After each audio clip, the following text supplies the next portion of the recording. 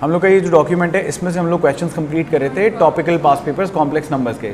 Lecture हमने ख़त्म किया लास्ट वीक और हम उसके पास पेपर्स कर रहे हैं, ठीक है। कल हम लोगों ने कुछ क्वेश्चंस किए थे, हमने लिस्ट भी बनाई थी ये वाली, लेकिन हमने ये लिस्ट पूरी नहीं की थी, तो मैं इसी को कंटिन्यू करूँ फिर P3 के लिए। चलो सही है, तो लेट्स स्टार्ट यार। तुम लोग को अगर इसमें कोई और ऐड करवाने तो मुझे बता दो। और मैं बताता हूँ, ठीक है। ये वाले क्वेश्चंस कल हम लोगों ने लिस्ट बनाई थी, पुरानी वाली वर्कशीट जो है उसमें से हमने ये क्वेश्चंस निकाले थे और लेटेस्ट में से हमने 1 2 3 का डिसाइड किया था, जिसमें से आई थिंक हमने 1 या 2 ही डिस्कस किया था। तो हमें नंबर 3 से स्टार्ट करना है, राइट? ऐसे ही है ना हमजा? ठीक है, तो नंबर 3 देख लेते हैं।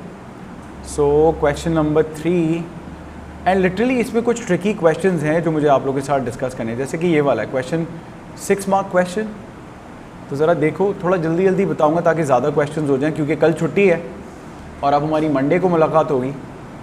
तो बस थोड़ा सा इतना एफर्ट कर लो कि क्लास में टाइम पे आ जाओ, थोड़े से ज़्यादा क्वेश्चंस करके चले जाओ। रिकॉर्डिंग भी होगी तुम्हारे पास, तो तुम वापस भी रिपीट करके रिवाइज कर सकते हो, ठीक है अशरा? नींद पूरी हो गई अशरा आपकी?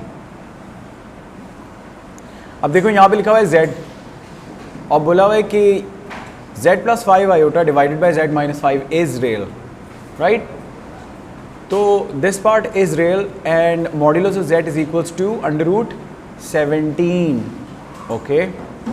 तो इस पार्ट के बारे में इसने बोला है कि यार इसकी जो भी वैल्यू बनेगी ना वो रियल बनेगी। अब रियल का मतलब समझते हो ना आप लोग, कि रियल पार्ट होगा लेकिन इमेजिनरी क्या होगा, आयोटा वाला पार्ट जो है ना 0 हो जाएगा। Give your answer in the form of this, x and y are real. ये भी समझते हो तुम लोग कि x और y रियल जो बोलता है इसका क्या मतलब होता है? x और y रियल का मतलब होता है कि x और y की जो वैल्यूज़ आएंगी ना वो इस तरह आएंगी, 2 + 3 आयोटा।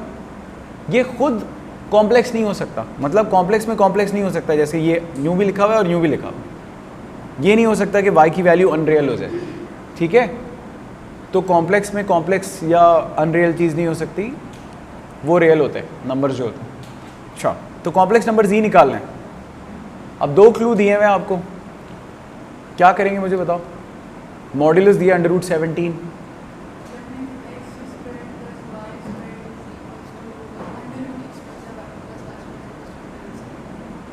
बिल्कुल ठीक है।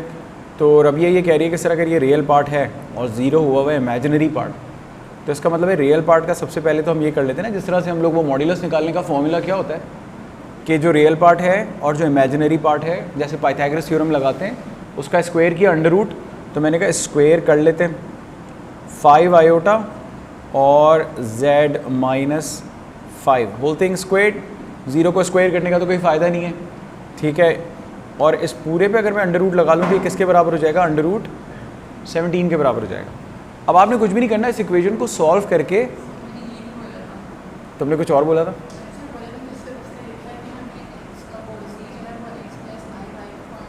हाँ,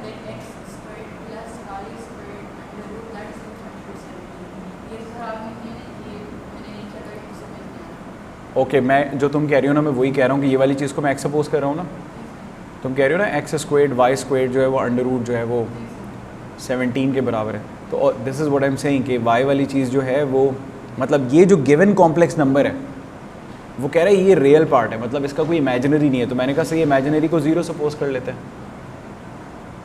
और अगर मैं इसको मान लूँ कि ये कॉम्प्लेक्स नंबर है इस तरह से, तो बल्कि नहीं, ये शायद हम लोग गलत कर रहे हैं, तुम सही कह रही हो, क्योंकि उसने z का मॉड्यूलस बोला है ना कि 17 है।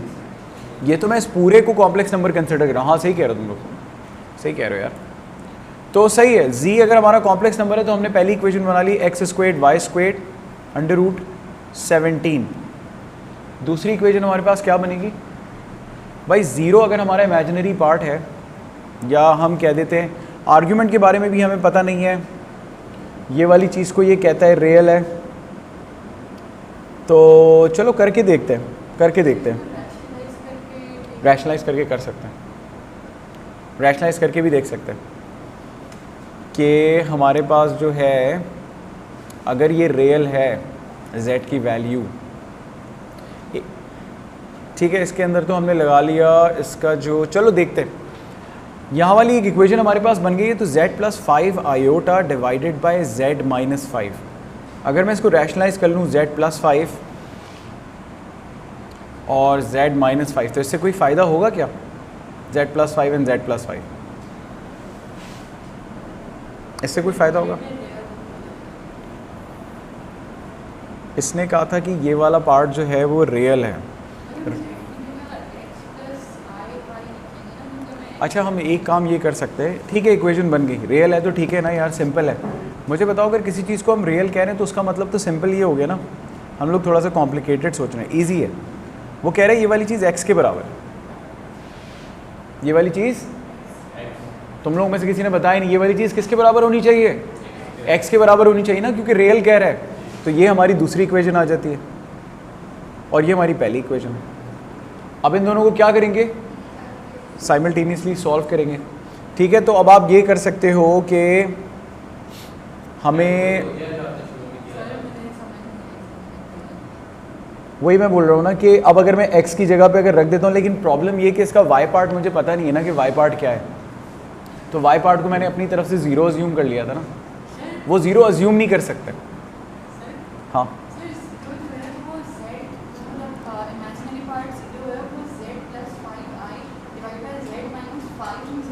हाँ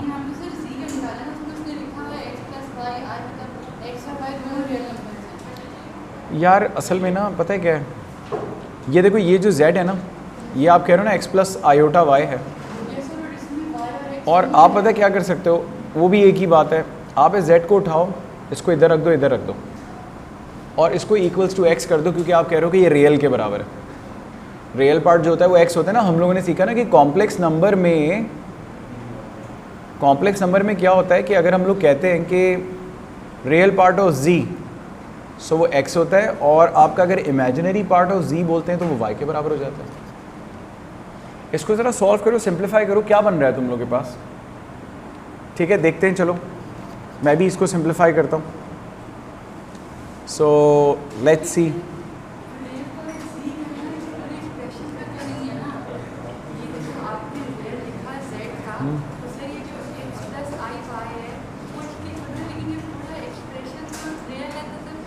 वो इसका ये मतलब है रबिया कि ये वाला पार्ट क्या होता है, ये वाला पार्ट क्या होता है, अगर वो बोलता है इमेजिनरी, रियल, वो क्वेश्चन आपसे ये कह रहा है real part of this entire thing, यानी कि दिस पार्ट इज एक्चुअली, वो कह रहा है कि रियल है, दिस पार्ट इज रियल। तो जब भी इस तरह से कभी बोलता है ना कि दिस पार्ट इज रियल, तो उसका मतलब यही होता है कि उसका इमेजिनरी पार्ट कुछ है नहीं।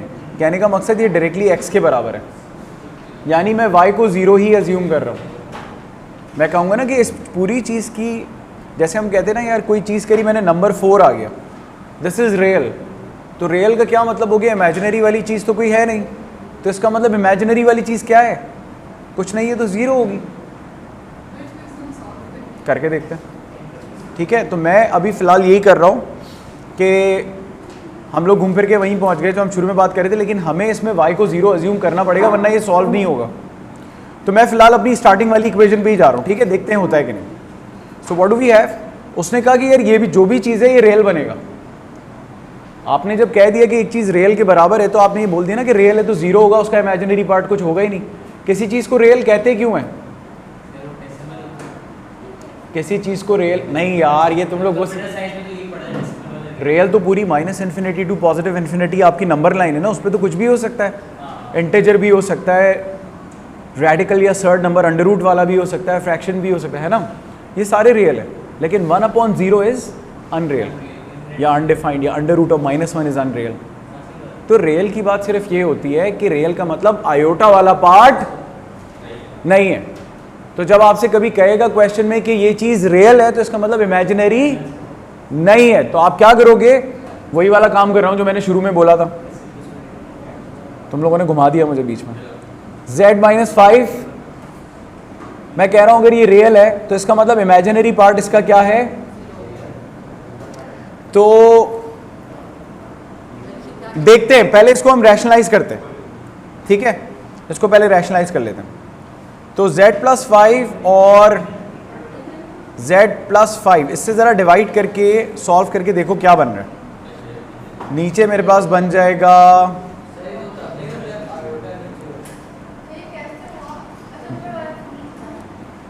जेड स्क्वायर 5z, ओके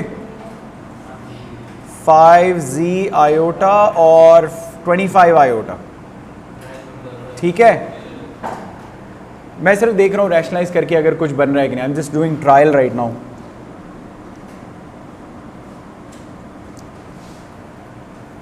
लेकिन ये वाली चीज़ भी यानी कि किसी के बराबर तो नहीं होगी ना, बात तो यही है।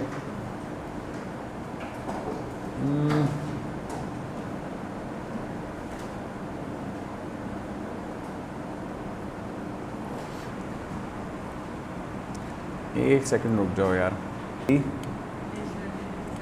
मैं समझा दूँ भाई। इसने दो चीज़ें बोली हैं आपको क्वेश्चन में, रियल और आपको बता दिया मॉड्यूलस, और उसी से दो इक्वेशंस बना रहे हैं क्योंकि सिमिल्टेनियस इक्वेशंस है ना। तो यहाँ से सुनो, यहाँ पे जब आपने बोला रियल, आपको एक्स वाई की वैल्यूज़ निकालनी है, आपने एक्स वाई प्लग इन कर दिया। कहाँ पे लगाया मैंने? जी की जगह पे लगा दिया। ये देखो मैंने पहले जी की जगह पे रखा था, फिर मैंने आयोटा वाली चीज़ें अलग कर दी। यानी चलो एक स्टेप और पीछे चला जाता हूँ मैं, समझ आ गया ना। तो जी की जगह पे मैंने सिर्फ सब्स्टिट्यूशन की है और बस मैंने आयोटा वाली चीज़ें अलग करी हैं और आयोटा के बगैर वाली चीज़ें मैंने अलग कर दी हैं, ठीक है। तो अब यहाँ से बस रैशनलाइज करके हम सिंप्लीफाई करें। एक दफ़ा मैं चलो लिख देता हूँ, x plus iota y plus 5 iota, ठीक है। x plus iota y minus 5 नीचे लिखा हुआ है। अब हमने क्या किया था कि आयोटा वाली चीज़ों को देखो मैंने एक तरफ कर दिया था, तो ये मैंने कुछ भी नहीं किया था, z की जगह पे z को सब्स्टिट्यूट कर दिया था। फिर हमने कहा कि ठीक है यार, अगर इसको हम इमेजिनरी और रियल को अलग कर लें तो वो जो बात कह रहा है वो वाली बात समझ में आती है, ठीक है। अगर हम इसमें इमेजिनरी और रियल को अगर अलग कर लेते हैं तो अब ये वाला पार्ट बन गया इस तरह से, ठीक है। रैशनलाइज कर लेते हैं, रैशनलाइज करने के बाद हम देखेंगे कि हमारे पास क्या बन रहा है, फिर उसमें हम रियल पार्ट को इमेजिनरी पार्ट को ज़ीरो से इक्वेट कर देंगे, क्योंकि रियल तो खैर इसको हम रैशनलाइज कर लेते हैं। तो अब मल्टीप्लाई कर लेते हैं, डिनोमिनेटर वही a माइनस बी वाले तरीके से हो जाएगा, x minus 5 whole thing squared minus iota y whole thing squared, ठीक है।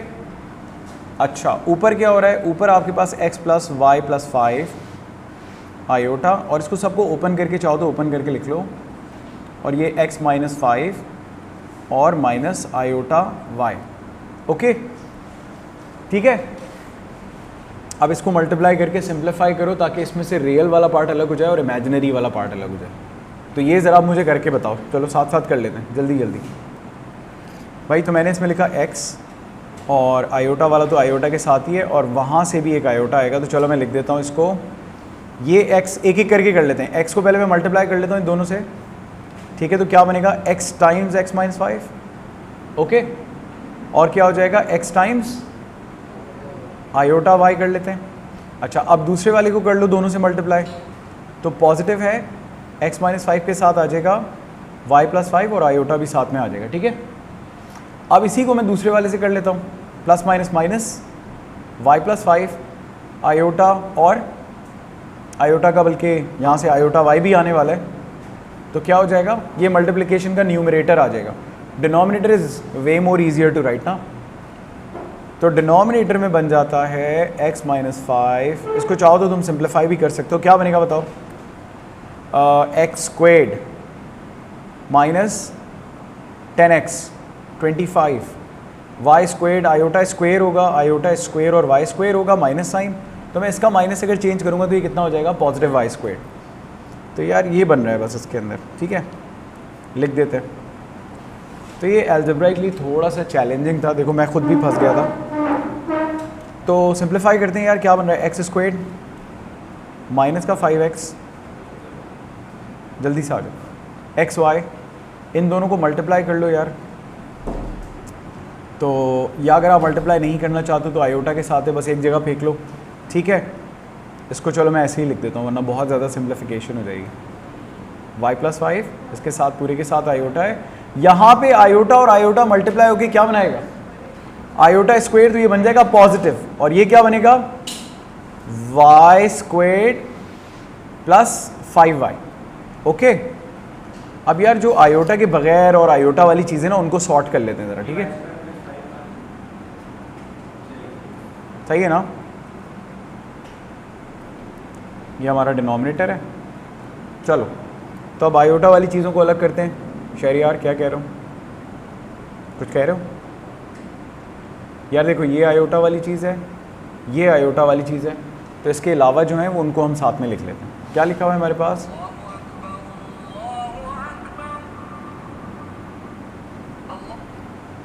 इसको हम कर देंगे एक्स स्क्वेड माइनस 5x और वाई स्क्वेड 5y। बगैर शेडेड जो थी वो सारी मैंने एक साथ कर ली, और जो आयोटा वाली चीज़ें उनको मैं एक साथ लिख लेता हूँ। ठीक है, iota x minus 5 y plus 5 और इसके साथ भी लगा हुआ है आयोटा। ठीक है, और इस पूरे के नीचे अब ये मैंने मल्टीप्लाई कर दिया, तो तुम्हें याद होगा जब मैंने मल्टीप्लाई करके ऐसे सिंप्लीफाई करके लिखा हुआ है, तो इसको पूरे को चाहो या अनसिम्प्लीफाइड यूज़ करना चाहो तो वो भी सही रहेगा, और मेरे ख्याल है वो ज़्यादा बल्कि नहीं सही है। चलो यहाँ तक पहुँच गए फाइनली। अब क्या करना है बताओ? इक्वल्स टू ज़ीरो करना है यार फाइनली। तो आप क्या करो, आयोटा वाली चीज़ें, ये जो डिनोमिनेटर है ना, ये डिनोमिनेटर दोनों के नीचे जाएगा। किन किन के नीचे? सही है, ये अगर लिखा हुआ है मेरे पास तो पहले मैं ये लिख देता हूँ। अबे यार ये सेलेक्ट नहीं हो रहा, चलो कोई बात नहीं, ये आ गया। ठीक है, इसको हम थोड़ा सा कम कर लेते हैं, चलो दोबारा बना लेते हैं। ये हमारा हो गया रियल पार्ट। रियल पार्ट के नीचे मैं लिख दूंगा एक्स स्क्वेड माइनस 10x। तो देख रहे हो 6 मार्क्स ये इतने फ्री के मज़े से नहीं मिलेंगे। वैसे ये पेपर 31 है हमारा, जो अपने वेरिएंट वाले होंगे ना, तुम देखोगे कि वो कंपैरेटिवली काफ़ी आसान है। ये हो गया। अच्छा अब क्या करना है, अब बीच में चलो प्लस लगा लेते हैं फ़िलहाल, और इस डिनोमिनेटर के नीचे भी यही आ जाएगा, और ऊपर आप लिख लो भले चाहो तो आयोटा को अलग से कॉमन निकाल लो। यहाँ पे अंदर जो तुम्हारे पास लिखा हुआ है ना, वो लिखा हुआ है एक्स वाई और पॉजिटिव का x minus 5 y plus 5। Okay, ये लिखा हुआ है मेरे पास। हाँ, अगर मैं माइनस को बाहर रखता हूँ तो सही कह रहे हो। चलो या तो इसके साथ हम माइनस लगा देते हैं। ठीक है, ऐसे रख लेते हैं कि प्लस है और इसको एज इट इज़ लिख लेते हैं, यहाँ माइनस है। सही कह रहे हो। अब क्या करेंगे यार, अब फाइनली हम ये कह रहे हैं कि ये वाला जो पार्ट है ना, ये बेसिकली आपके पास ज़ीरो के बराबर है। क्यों? क्योंकि आपने बोला था कि उसका जो भी है वो सिर्फ रियल है। अब आप इसको ज़ीरो से इक्वेट करो, क्या होगा? डिनोमिनेटर पूरा ख़त्म हो जाएगा। ठीक है, बहुत आसान, इतना मुश्किल नहीं है। तो एक इक्वेशन हमारी यहाँ से निकल आएगी जो कि बड़ी मुश्किलों से आई है। ये हमने कहा कि भाई हमारा अगर कॉम्प्लेक्स नंबर, वो जो ऊपर वाला एक्सप्रेशन था, वो अगर सिर्फ रियल है तो ये हम ज़ीरो से इक्वेट करेंगे। डिनोमिनेटर का बेटा बताओ क्या होगा? ख़त्म हो गया। क्या बचा आपके पास? अगर इसको मल्टीप्लाई भी कर लेते हो तो ये बनेगा x y positive 5x minus 5y positive नहीं नेगेटिव 25 और शुरू में लगा दो नेगेटिव XY और ये पॉजिटिव है। ठीक है, अब ये और ये कैंसिल हो जाएंगे। 5 को आप कर लो फैक्टर आउट, आपके पास क्या बचेगा? x minus y minus 5 equal 0। So what is the equation that we have? x minus 5 equal 5। Finally ये हमारी पहली इक्वेशन है। बताओ समझ में आ गया? आई गेस समझ में आ गया होगा। क्या किया शहरियार? समझ में आ गया? दूसरा पार्ट आसान है, दूसरी इक्वेशन बहुत ज़्यादा आसान है। क्यों? क्योंकि दूसरी इक्वेशन में हम लोग मॉड्यूलस ऑफ z की जगह डायरेक्ट x की जगह अगर लगाओगे x प्लस आयोटा y और उसका मॉड्यूलस निकालोगे तो क्या बनेगा? y स्क्वेड और 17 अंडर रूट कट गए, दोनों तरफ स्क्वायर रूट को अगर मैं कैंसिल कर लूँ तो एक इक्वेशन मेरी डायरेक्टली आ जाती है। तो बस जो सिंप्लीफिकेशन थी ना, वो शुरू की कन्फ्यूजन थी, तो अल्लाह का शुक्र है ये समझ में आ गया भाई। ये सेकेंड इक्वेशन। अब आप साइमल्टेनियसली इसको सॉल्व करो, एक्स वाई निकाल लो, आपके आंसर्स आने चाहिए जो उसने दिए हुए मार्किंग्स की। ठीक है, एक ये था question number 3। It took time, basically मैं खुद भी फंस गया था। मैं सोचा था यार क्या करना है, क्योंकि जी से भी वो लेंदी हो रहा था। मैं चाह रहा था कोई शॉर्टकट निकलता, लेकिन वो बहुत ही लेंदी हो गया यार। कोई शॉर्टकट बेसिकली था नहीं, इसी तरह से करना था। देखो एक ऑल्टरनेटिव मेथड भी बताया हुआ है इसमें, तो आप उसको गो थ्रू करना, और अगर आपको समझ आए तो अच्छी बात है यार। तो ये दो आंसर्स आने चाहिए यार हमारे। ठीक है, तो सोल्यूशन के लिए रुकें या तुम लोग समझ गए? क्योंकि हमारे पास क्वाड्रेटिक बन रहा है। यहाँ जो स्क्वायर वाली चीज़ बन रही है वो एक्स के आपके पास दो आंसर्स जनरेट करेगी। जब आप सब्स्टिट्यूशन करोगे ना, तो आपके पास 2 आंसर्स आएंगे। आइजा समझ में आ गया? ठीक है, नेक्स्ट क्वेश्चन जो था ना हमारा 3 के बाद है 4। 4 बहुत आसान है, 4 मैंने अभी बताया भी था लास्ट क्लास में, तुम लोगों को नहीं किसी और को, मैं तुम लोगों को बताता हूँ 4 में क्या करना है। सो 4 लगाते हैं, देखते हैं क्या है। लेकिन 4 भी ना थोड़ा सा ट्रिकी है, इसमें 2-3 चीज़ें मुझे बतानी है तुम लोगों को। So let's do it over here.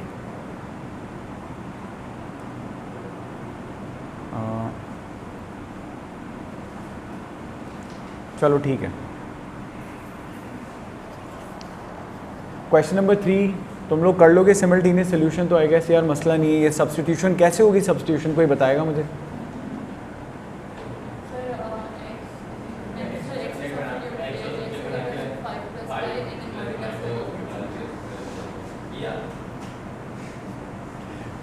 बार बार असल में मैं बार बार जो कन्फ्यूजन थी ना शुरू में वो यही थी कि इसका कोई शॉर्टकट निकला है। I do not wanted to do this, लेकिन अल्टीमेटली हमें यहीं पर ही जाना पड़ा। हाँ, एक चीज़ हमने रिडंडेंट कर दी जो ज़रूरत नहीं थी, डिनोमिनेटर को हम वैसे भी छोड़ सकते थे। देख रहे हो क्यों? जब फाइनली हम आयोटा वाली चीज़ अलग करेंगे तो डिनोमिनेटर तो 0 के बराबर हो ही जाएगा, राइट? चलो खैर, मैं शुरू में जो एक चीज़ पूछना चाह रहा था वो ये पूछना चाह रहा था कि क्या ऐसा नहीं हो सकता था कि ये जो z+5 है और z-5 जो नीचे दिया हुआ है, क्वेश्चन हमें z ही फाइंड करने को कह रहा है ना, लेकिन प्रॉब्लम ये है ना कि आ जाओ प्रॉब्लम ये कि z के अंदर जो इमेजिनरी चीज़ है ना वो 0 के बराबर है, इसलिए आप पूरे z को लेके नहीं चल सकते इसके साथ। प्रॉब्लम इसलिए हो रही थी बार बार, इसलिए हम लोग का जो है ना वो हो नहीं रहा था। चलो खैर हो गया, आगे चलते हैं। Question number 4। अब यहाँ पे आप लोगों को मुझे एक बहुत इंपॉर्टेंट चीज़ बतानी है जो P1 से कनेक्टेड है। मुझे एक बात बताओ, साइन के अंदर जब हम लोग -30 या -π/3, क्योंकि रेडियंस में काम करते हैं ना कॉम्प्लेक्स में, वैसे π/3 किसके बराबर होता है बताओ ना? 60 के ना। डिग्रीज में अगर मैं बात करूँगा तो -60 होता है ना। कॉस में अगर मैं π/3 लिखूँगा नेगेटिव या नेगेटिव cos 60 लिखूँगा तो तुम्हें क्या लगता है आंसर क्या आने वाला है? चलो डिग्रीज में ही बता दो। नेगेटिव साइन 60 पे क्या आंसर आएगा? -0.686। ठीक है, यानी कि माइनस का √3/2, राइट? कॉस के अंदर जब नेगेटिव होगा तो आंसर क्या है? पॉजिटिव, यानी कि पॉजिटिव हाफ, 0.5। तो कुछ समझ में आ रहा है? कॉस में हमने डाला था नेगेटिव, लेकिन आंसर क्या आ रहा है? ये चीज़ हमने P1 में डिस्कस भी की हुई है, पढ़ा भी है, जब हम लोग एक्यूट ऑब्ट्यूज वाली आइडेंटिटीज़ करते हैं कि साइन के अंदर अगर आप कोई नेगेटिव थीटा डालोगे ना तो उसका जो आंसर होगा ना वो ऐसा होगा, नेगेटिव आएगा, यानी आप -sin θ लिखोगे, यानी माइनस बाहर आ जाता है। बट कॉस में क्या होता है कि अगर आप नेगेटिव थीटा लिखते हो ना तो कॉस जो है ना पॉजिटिव ही रहता है, यानी कॉस का पॉजिटिव थीटा बोलो या नेगेटिव बोलो, बात एक ही है। तो ये इंपॉर्टेंट क्यों है? ये अब जो मैं बता रहा हूँ उससे बहुत ज़्यादा रिलेटेड है। आप लोगों ने हमेशा कॉम्प्लेक्स नंबर को ऐसे देखा ना कि हम लोग यूँ लिखते हैं, आयोटा को पहले लिख लो बाद में लिख लो, कोई मसला नहीं। आइजा इसकी जो पोलर फॉर्म होती है एक्सपोनेंशियल वाली, वो क्या होती है मुझे बताओ? I थीटा या थीटा I लिख दो, एक ही बात है कि पावर में दोनों मल्टीप्लाई हो रहे हैं। तो अगर मेरे पास, मैंने लास्ट टाइम पता ही तुम लोग को बताया था कि नहीं, अगर a माइनस बी क्या चीज़ होती है? ये z है तो ये क्या हो जाएगा? z स्टेरिक कॉन्जुगेट है, कॉम्प्लेक्स कॉन्जुगेट बोलते हैं इसको। तो यही चीज़ मैं पोलर फॉर्म में किस तरह लिखूंगा? पहले चलो अगर मैं इसको ऐसे लिख देता हूँ cos, वैसे इसका आर्ग्यूमेंट क्या निकलेगा? कोई बताएगा इसका आर्ग्यूमेंट क्या निकलेगा? अगर पॉजिटिव a है और नेगेटिव b है तो उसका नेगेटिव, यानी अल्फा निकालेंगे तो नेगेटिव होगा, तो थीटा की वैल्यू मतलब नेगेटिव आ रही है। समझे बात? समझे मैं क्या कहने वाला हूँ? आर्ग्यूमेंट आपका नेगेटिव आ रहा है, नेगेटिव आंसर आ रहा है आर्ग्यूमेंट का। तो मैं ये बोल रहा हूँ कि इसका बेसिकली माइनस थीटा आ रहा है ना आर्ग्यूमेंट। जब हम लोग सिस फॉर्म में लिखते हैं तो मॉड्यूलस आर्ग्यूमेंट लिखते हैं। तो मैंने कहा ठीक है, अगर मैं इसमें ऐसे लिखता हूँ तो अब मुझे बताओ कि ये चीज़ इसमें कन्वर्ट हो जाएगी कि नहीं हो जाएगी, क्योंकि यहाँ से माइनस बाहर आ जाएगा और ये वाला माइनस खुद ब खुद क्या हो जाएगा। तो आप जब लिखोगे तो ये आपको कुछ ऐसा नज़र आएगा। आर साथ में लगा हुआ है, बताओ मैं सही कह रहा हूँ गलत कह रहा हूँ। एंड यू नो दैट कि this will convert into n, this will convert into b, तो मतलब क्लेम सही है। बात मैं क्या बताना चाह रहा हूँ कि आर्ग्यूमेंट की वैल्यू देखो क्या है, नेगेटिव है ना, a माइनस बी की। तो इसका जो पोलर फॉर्म बनेगा ना, इसका पोलर फॉर्म बनेगा R E negative theta iota. ये बात समझ में आ रही है? मैं कह रहा हूँ यहाँ पे जब इसका जो आर्ग्यूमेंट निकालोगे ना, वो आर्ग्यूमेंट थीटा था इसलिए थीटा लिख रहे थे, इसका आर्ग्यूमेंट होगा नेगेटिव थीटा। मतलब मैं ये सिखाना चाह रहा हूँ, आपको सिखाना ही चाह रहा हूँ, क्या बता रहा हूँ मैं दोबारा से बताता हूँ। कॉन्जुगेट, अगर कोई नंबर में कॉम्प्लेक्स नंबर को पोलर फॉर्म में लिख रहा हूँ ऐसे, सही है, पॉजिटिव वाले के साथ, तो इसका जो कॉन्जुगेट होगा ना वो क्या होगा, जैसे हम सिंपल फॉर्म में लिखते थे, सिंपल में कहते थे हम प्लस, कॉन्जुगेट को कैसे लिखते थे, माइनस। तो पोलर में कैसे लिखेंगे, पोलर में ये स्टाइल होता है लिखने का कि थीटा में बस हम माइनस साइन लगा देते, okay, and then that theta will result into the following.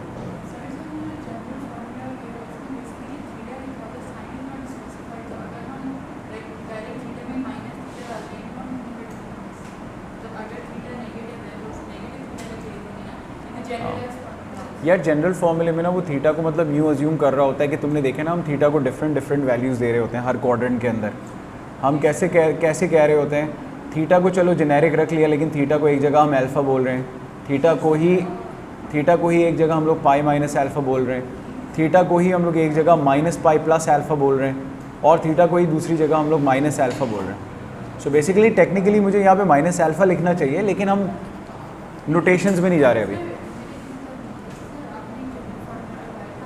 तुम ये कह रही हो ना जनरल फॉर्मूला आपके पास ये लिखा हुआ है, तो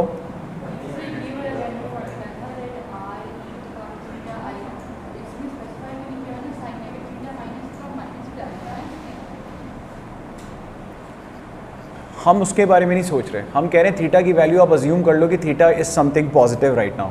आप कह लो थीटा जो भी हम उसको ऐसे मान रहे हैं, और मान कैसे भी रहे, आप अज्यूम कर रहे हो कि ए और बी आपका जो है ना पहले वाले क्वाड्रेंट में, तो यहाँ पे जो वैल्यू निकलेगी उसको थीटा ही बोल सकता हूँ ना मैं।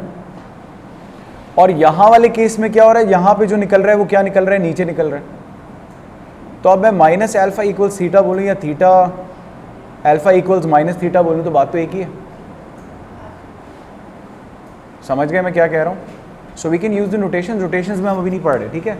हम सिर्फ एक सिंपल बात समझने की कोशिश कर रहे हैं कि आप याद रखो कि अगर a माइनस बी है तो उसको क्या बोलोगे, यानी बस एंगल के साथ नेगेटिव लगा लो। सही रबिया, बात समझ में आ गई ना? अच्छा, अब अगर मैं एक चीज़ पूछता हूँ, ये बताओ,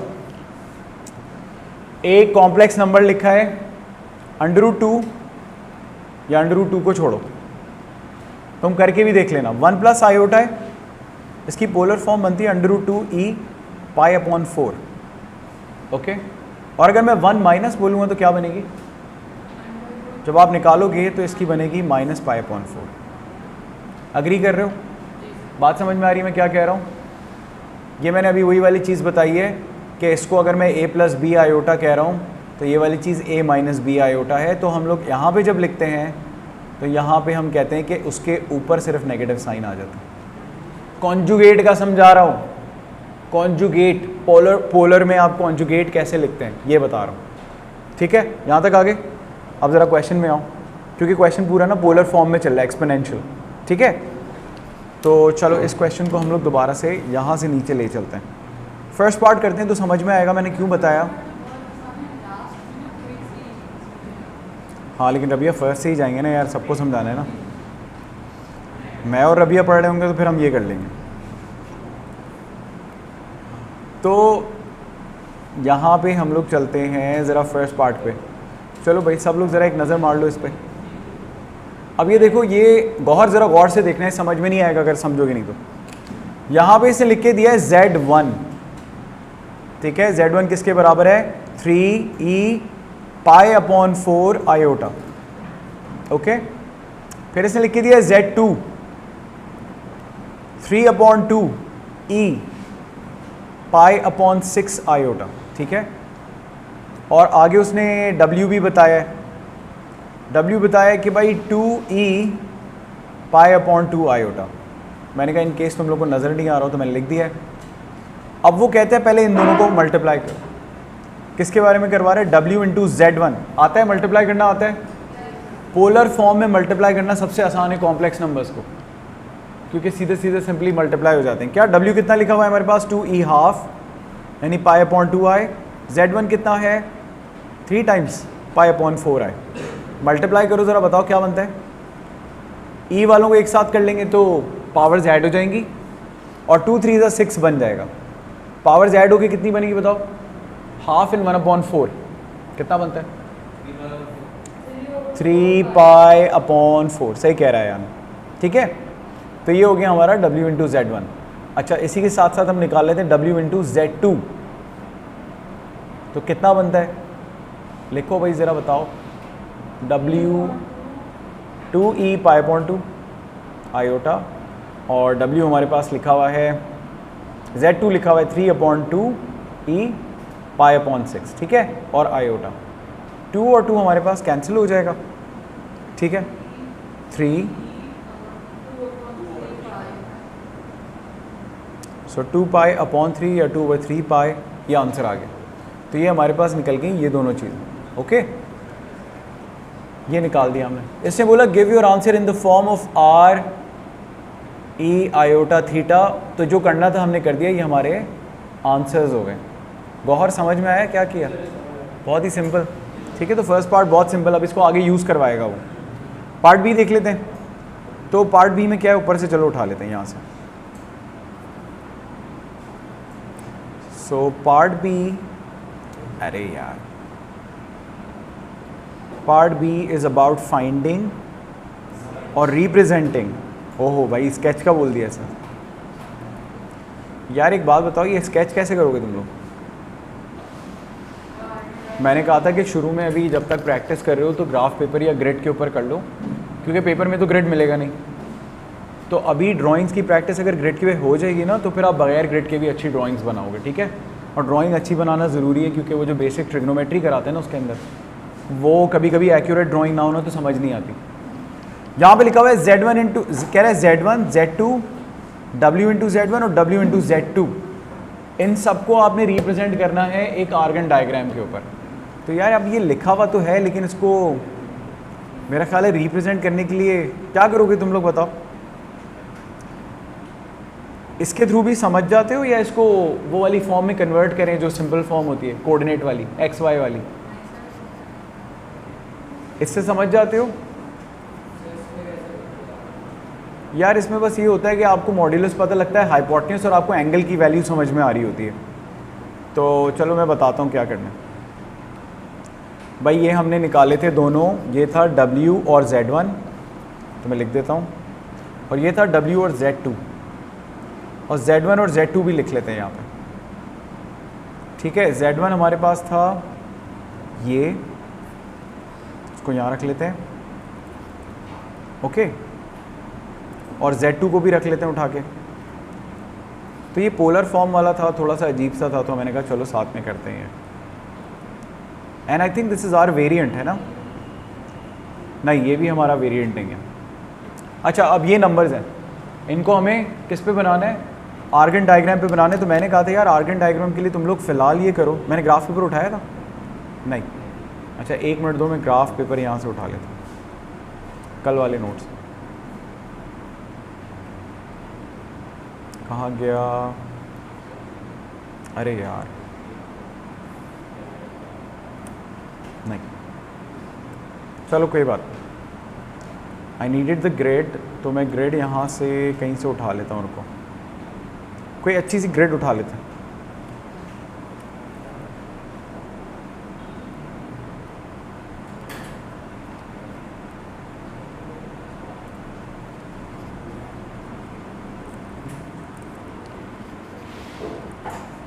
यार ये ग्रेड उठा लेते हैं, कुछ सही लग रही है। हाँ ये कुछ सही है।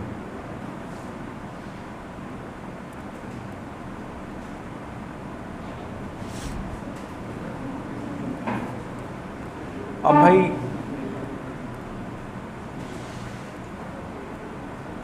यार अब इस पे कह रहे हैं कि इसके ऊपर ना स्केच करना है, तो ये ग्रिड मैंने ऐसे ले लिया just to draw the figure. आप लोग के पास जो सेंटीमीटर ग्राफ बुक बनाया था तो उसके ऊपर क्या करो, पहले एक एक्सेस बना लो, ठीक है, ऐसे एक एक्सेस बना लो। और अगर इस पे नहीं भी आए, क्योंकि ये मुझे लग रहा है थोड़े बॉक्सेस ज़रा ज़्यादा हैं, ये सेंटीमीटर वाला समझाने के लिए चलो उठा लिया मैंने। फ़िलहाल मैं इसको मार्क कर देता हूँ, ये 3 का रेडियस है समझो, हाइपोटेन्यूज यानी कि 3 है आपकी, और आपका जो एंगल बन रहा है π/4 का मतलब है 45 डिग्रीज। तो मैं कैसे ड्रॉ करूँगा, अगर मेरे पास स्केल होगा ना तो मैं पहले अपना प्रोट्रैक्टर रखूँगा, 45 डिग्री लूँगा जो कि डायगनल पे आती है बिल्कुल, ये देख रहे हो ना, ये 45 डिग्री रखा है, ये मैंने डी के हिसाब से रखा है, प्रोट्रैक्टर के हिसाब से, यानी if I put the protractor तो उसमें 45 इधर ही आएगा। लेकिन मुझे लाइन कितनी लंबी बनानी है, लाइन में बनाऊँगा कितनी, 3 सेंटीमीटर वाली, यानी स्केल रखूँगा 3 सेंटीमीटर बनाऊँगा, स्केल हटा लूँगा, समझ गए। और अगर आपको ऐसे करने का दिल नहीं चाह रहा है, बिल्कुल सही बनेगी, क्यों नहीं बनेगी, ये एंगल भी तो हम बिल्कुल सही उठा रहे हैं, इसका R3 है और इसका जो आर्ग्यूमेंट है वो हमारे पास π/4 है, तो एंगल कितना बना है इसका 45 डिग्री। डिग्री में हम क्यों करते हैं, क्योंकि प्रोट्रैक्टर डिग्री में है। तो अगर तुम ये वाली ड्राइंग करना चाहते हो स्केल और प्रोट्रैक्टर वाली तो ये कर लो, ये नहीं करनी तो डायरेक्ट कोऑर्डिनेट निकालो। कोऑर्डिनेट निकालने के लिए क्या करना पड़ेगा, छोटा सा काम बस ये करना पड़ेगा कि ई वाली चीज़ को इस तरह कन्वर्ट करके लिखना पड़ेगा, समझ रहे हो। तो आप ये भी कर सकते हो, तो क्या कोऑर्डिनेट बनेगा ऐसा बताओ, 3√2/2 प्लस 3√2/2 आयोटा के साथ। अब इसको डेसिमल में देख लो कितना बनता है, कितना बन रहा है भाई, ये कर देते हैं, तो ये बनता है हमारे पास मल्टीप्लाइड बाय 3 और डिवाइडेड बाय 2, 2.12। अब 2.12 जो कोऑर्डिनेट आएगा, अगर आप कह रहे हो यार यहाँ तक 1 है, यहाँ तक अगर 2 है, तो 2.12 अप्रॉक्सीमेटली इधर होगा कहीं पे, तो यानी हम यहाँ की बात कर रहे थे, समझ गए। और यहाँ पे आप क्रॉस लगा दोगे, but that is your complex number. ये मैंने बनाया Z1, तो इसको मैं लेबल कर दूंगा Z1। कुछ समझ आया। अब मैंने दोनों बता दिए, तुम लोग चाहो तो स्केल और प्रोटेक्टर से भी कर सकते हो, तुम लोग चाहो कोऑर्डिनेट निकाल के भी प्लॉट कर सकते हो। आयजा, एक्सक्यूज मी, तहा उठो, इधर आओ, उठो इधर आओ यार, जल्दी करो।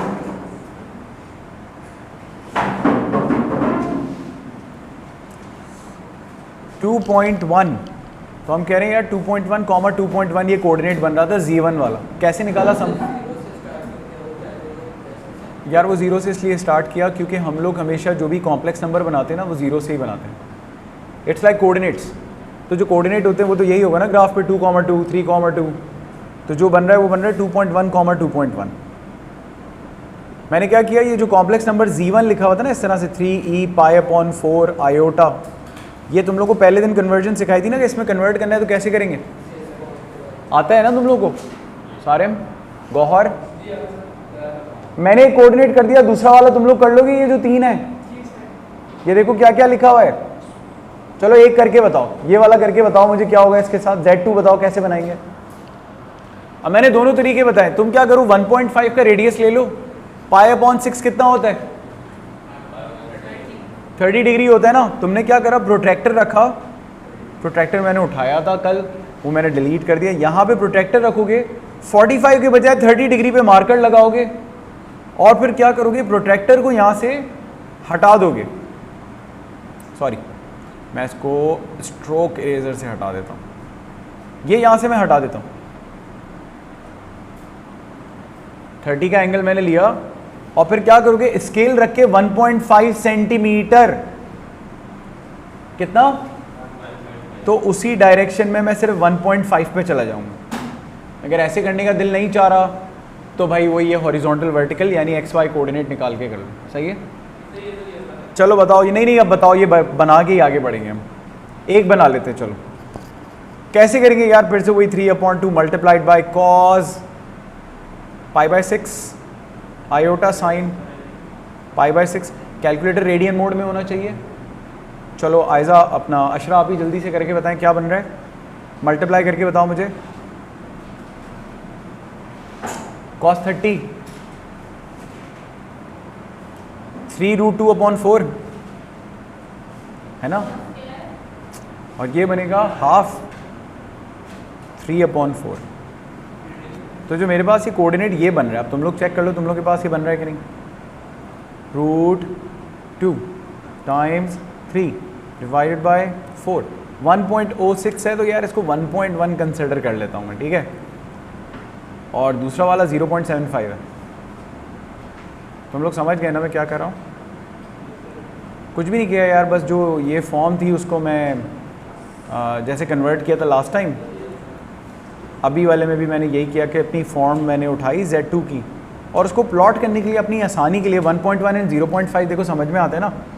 1.1 कहीं इधर होगा, 0.75 कहीं नीचे होगा, तो इधर कहीं पे आ रहा है ये 0.8775 इधर, तो ये 30 डिग्रीज इस तरह से जा रहा है यार, और 1.5 की लेंथ है, तो ये बना दो Z2। ये समझ में आया? सेकंड काम हमने क्या किया? सेकंड काम कुछ भी नहीं किया, इन्हीं कॉम्प्लेक्स नंबर्स के साथ बस थोड़ा सा चेंजेस हैं। 3π/4 का मतलब क्या? पहले क्वाड्रेंट में था, सेकंड क्वाड्रेंट में चला गया, और रेडियस भी बढ़ गया, रेडियस डबल हो गया। 3 के बजाय लाइन किधर चली जाएगी? अगर फॉर एग्जांपल इधर था तो वो डबल होके उधर चली जाएगी। ये मैं ऐसे ही बता रहा हूँ, तुम लोग खुद से कर लेना अब इसको, ठीक है। यानी आपने ऐसे मार्क किया और बोला यार ये तो WZ1 है, समझ गए अयान? ड्राइंग कर रहा हूँ सिर्फ इसकी, सही है ना। नेक्स्ट क्वार्टर में ऐसे गए कि मुझे नज़र आ रहा है कि 3π/4, तुमने ही बताया था ना 3π/4 कितनी वैल्यू बनती है डिग्री में? अगर मैं करूँगा तो 135। मैं क्या करूँगा, मैं फिर से प्रोट्रैक्टर रखूँगा, या जो तेज़ होगा बच्चा उसको पता होगा यार पहले क्वाड्रेंट में 45 डब्बों के कॉर्नर से जाता है, तो दूसरे क्वाड्रेंट में भी डब्बों के कॉर्नर से बना दूँ। देखो मैं हर किसी के कॉर्नर से गया हूँ। ये एंगल पूरा अगर मैं आर्ग्यूमेंट लूँगा तो ये 135 का ही एंगल बनेगा मेरा, जिसको हम कहते हैं आर्ग्यूमेंट ऑफ 3π/4। समझे? तुम लोग सवाल पूछो, तुम लोग सवाल नहीं पूछ रहे हो यार। समझ में आ रही है ड्राइंग? तो देखो मैंने दोनों तरीके बताए कि तुम इस तरह बना लो या उसको पॉइंट फॉर्म में कन्वर्ट कर लो, वो भी ईजी है यार। पॉइंट्स आ जाएंगे x, y, उस तरह प्लॉट कर लो। So plotting is not an issue, वो इंशाल्लाह आप कर लोगे। मैं आपको आगे लेके चलता हूँ, ठीक है। आगे जो है ना लास्ट पार्ट इसका उठाते हैं। देखो ये क्या कह रहा है, अब ये समझना बहुत इंपॉर्टेंट है, ठीक है ना। ये क्योंकि उसने कहा कि यार ये जो हम कर रहे हैं इसका अफेक्ट क्या आ रहा है, और 2 मार्क दे रहा है सिर्फ, इसका मतलब बहुत ज़्यादा लेंदी कोई डिस्कशन नहीं करनी है हमने। बस देखो जो अभी हमने देखा डायग्राम पे क्या हो रहा था, मुझे तुम लोग बता सकते हो ये क्या हुआ है कि वो वाला पॉइंट उधर चला गया। अच्छा इसमें एक और चीज़ होगी मज़े की, वो कहाँ गया कहाँ गया कहाँ गया, चलो उसके बारे में हम देखते हैं। मैं भेज तो रहा हूँ लेकिन तुम काम फॉलो कर लो यार। लेकिन भेजने का ये मकसद नहीं है कि आप लोग क्लास से उठ के चले जाएँ यार। नहीं सर, वो नहीं, अम्मा आ गई है, फिर भी अम्मा को बताओ कि भाई मुझे पढ़ना है। बाइक किया, सब चल रहा है, पैदल भी जा सकते हैं घर, तुम्हारा घर बहुत करीब है। 50 मिनट लगेगा। कहाँ है घर तुम्हारा? भाई नेक्स्ट टाइम मिस नहीं करना। चलो अल्लाह हाफ़िज़। अच्छा तो अभी क्या करें यार, अब ये जो है ना थोड़ा सा ना ट्रिकी पार्ट है। State the geometric effects by multiplying Z1 and Z2 by W। Z1 और Z2 के ऊपर क्या जियोमेट्रिक अफेक्ट आया जब हमने इसको W से मल्टीप्लाई किया, वो ये बोल रहे हैं। कोई बता सकता है मुझे?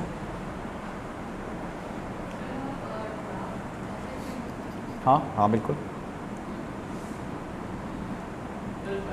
तुम लोग सिर्फ एक चीज़ को नोटिस करो, Z1 जब W से मल्टीप्लाई हो रहा है, देखो ये चीज़, इसको और इसको नोटिस कर लो पहले, तुम लोग को इसी से समझ में आ जाएगा।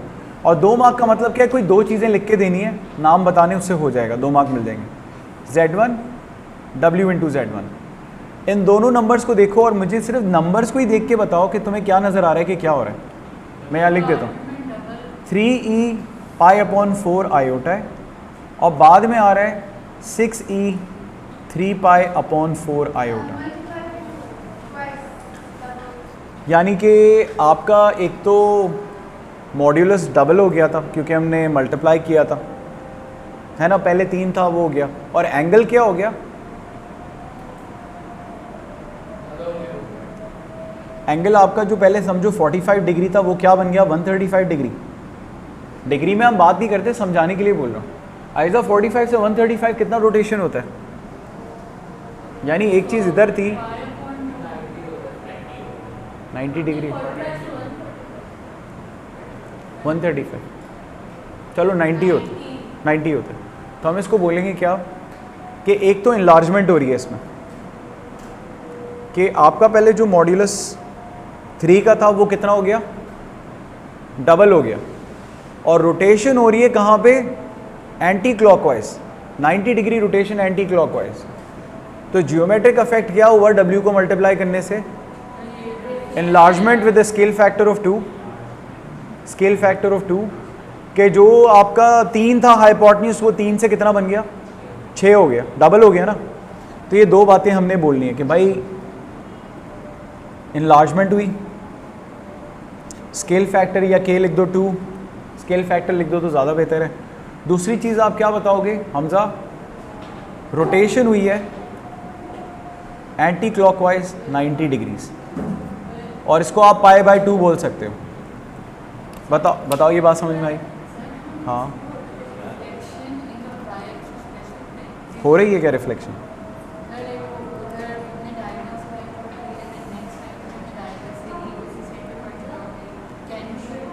We can write it if it creates the same image. नहीं होता है, कभी कभी ऐसा होता है ना कि कभी कभी हमारे मल्टीप्लाई करने से वैसे यहाँ कोई नेगेटिव बन रहा था क्या? हमारा तो नहीं बन रहा था ना मल्टीप्लाई करने से कोई भी नेगेटिव। रिफ्लेक्शन किस में हो रही है यार? रिफ्लेक्शन तो मैं तब बोलूँगा ना जब ये इधर आ जाए, नीचे आ जाए।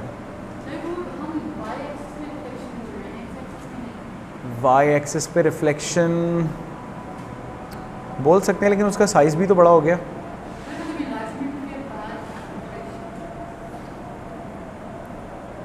ओके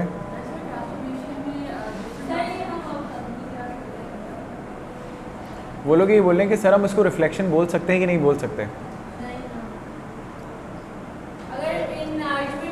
सीक्वेंस, अगर देखो सीक्वेंस में बात करो तो हाँ बोल भी सकते हैं, क्योंकि वो पहले उधर चला गया 45 डिग्री से और बाद में आपने कह दिया कि भाई वो कि पहले वाई एक्सिस में रिफ्लेक्ट होकर उधर चला गया। तो आप रिफ्लेक्शन ना बोलो तो फिर आप रोटेशन नहीं बोलो तो आप ये बोलोगे कि पहले वो रिफ्लेक्ट हो गया वाई एक्सिस में, followed by an enlargement of scale factor 2।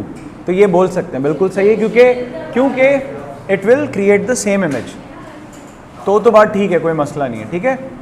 चलो तो हम लोग यहाँ पे फ़िलहाल रुक जाते हैं, किसके लिए, P3 के लिए। और हमजा कौन सी प्रॉब्लम थी यार? हमने किया था 1 2 3 4, ये 4 कर रहे हैं 3 कर रहे हैं हम लोग? 4 हो गया, चलो ये हो गया। हमजा की कोई प्रॉब्लम एक उठा लेते हैं। चलो हमजा तुम बताओ कौन सी वाली प्रॉब्लम है?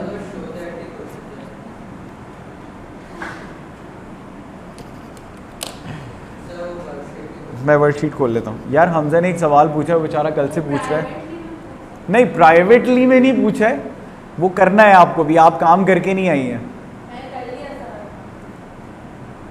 चलो तो हम P3 में चलते हैं। कॉम्प्लेक्स वाली वर्कशीट है यार, थोड़ी सी तो मेहनत करनी पड़ेगी ना। घर पे तो कुछ नहीं कर रहे हो, घर पे तो फारिग हो, यहीं पढ़ लो। है आयजा? अच्छा एक मिनट, हमजा ने क्वेश्चन कौन सा बताया यार? हमजा 3 का पार्ट 4 या 3? पहले 3 बता दूं? वैसे देखो अभी जो हमने काम किया ना तुम्हें इससे भी समझ में आएगा। और लेकिन ये हमजा ने क्वेश्चन बहुत अच्छा पूछा है। जो मैं बात कर रहा था ना बेसिक ट्रिग्नोमेट्री के जो क्वेश्चन थे जो पेपर में आते हैं, ये अभी तक जो लेटेस्ट वाले हमने देखे ना, ये थोड़ा सा ना कौन से वाले थे, 31 33। तो ये हमारे लोकल एग्ज़ाम में ना थोड़ा इस तरह के क्वेश्चन कम टेस्ट होते हैं, लेकिन हमारे एग्ज़ाम में जो टेस्ट होता है वो इस तरह का क्वेश्चन है जो आपके सामने अभी लगा हुआ है। ठीक है, तो ज़रा इसको भी एक नज़र देख लेते हैं। बहुत आसान सवाल है, इसकी ड्राइंग करनी पड़ेगी। पुराने पास पेपर का है, टेक अ लुक यार। 7 + 4 3 - 2। ठीक है, अशरा बताइए। अच्छा मैं जिससे क्वेश्चन पूछूंगा ना सिर्फ वही आंसर देगा। शहरियार मुझे बताओ फर्स्ट पार्ट के लिए क्या करेंगे? बताना तो पड़ेगा, क्वेश्चन रीड करो।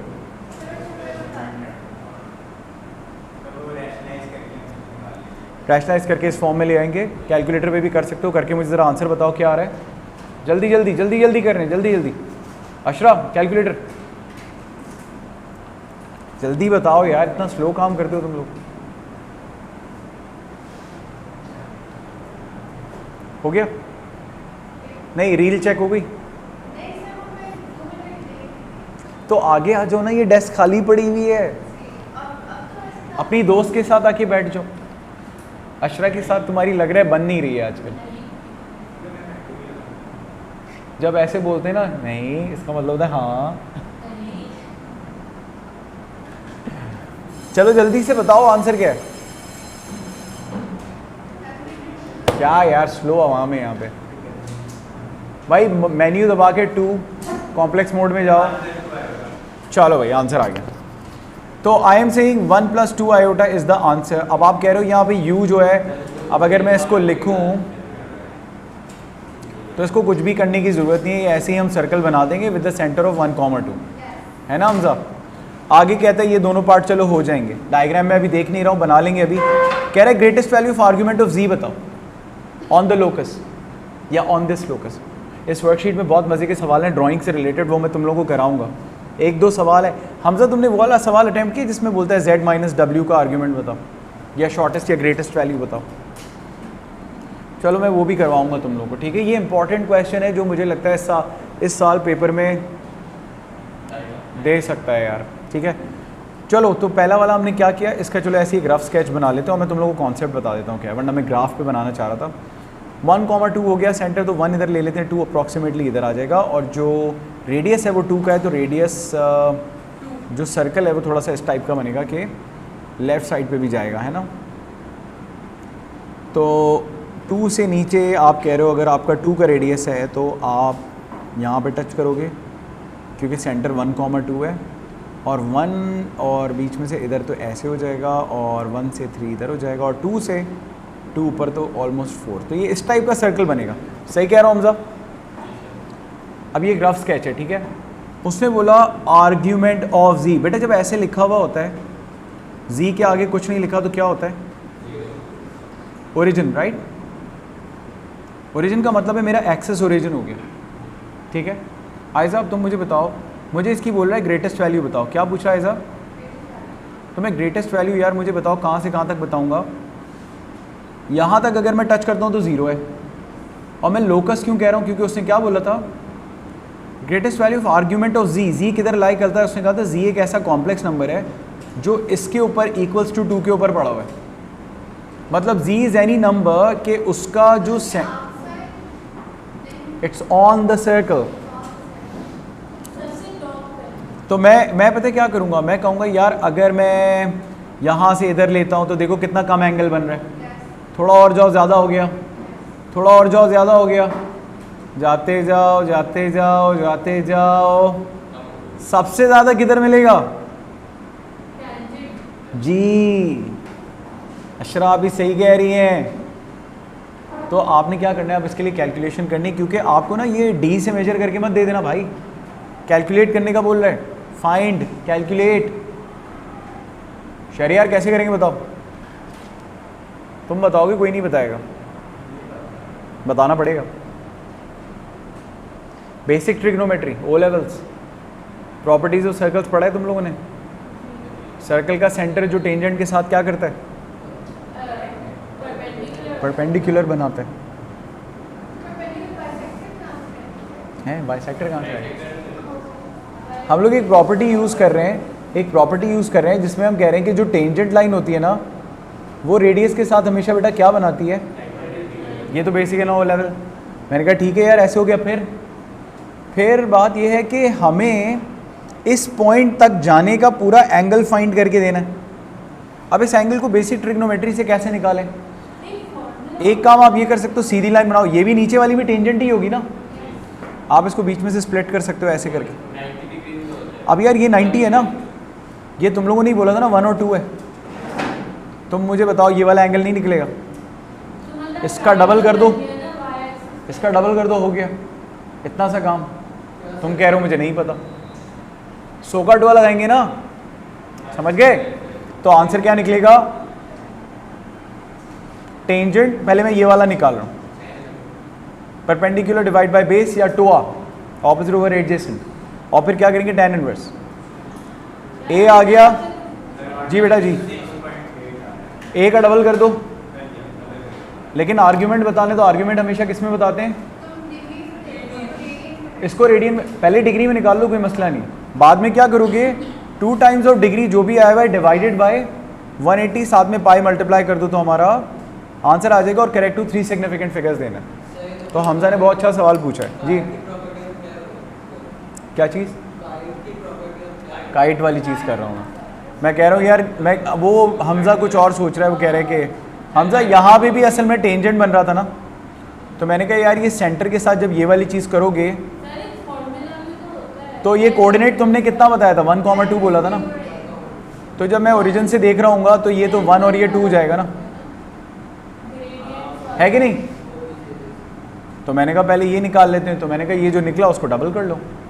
सो बेसिकली हमने बेसिक ट्रिग्नोमेट्री के थ्रू इसको a बोला, इसको 2 और 1 बोल दिया, बस उसको निकाल के डबल कर दिया। डायग्राम अच्छा बनाना इसलिए ज़रूरी है क्योंकि आपका डायग्राम देखो मैंने कितना गंदा सा बनाया हुआ है, तुम जब ग्रिड पे बनाओगे ना पेंसिल से तुम्हें क्रिस्टल क्लियर नज़र आ रहा होगा क्या हो रहा है।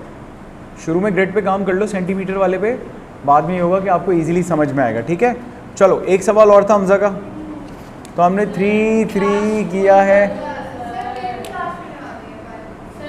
अच्छा मैं इसको 1 मिनट यहाँ पे रोक लेता हूँ, बाकी क्वेश्चंस हम देख लेते हैं हमजा।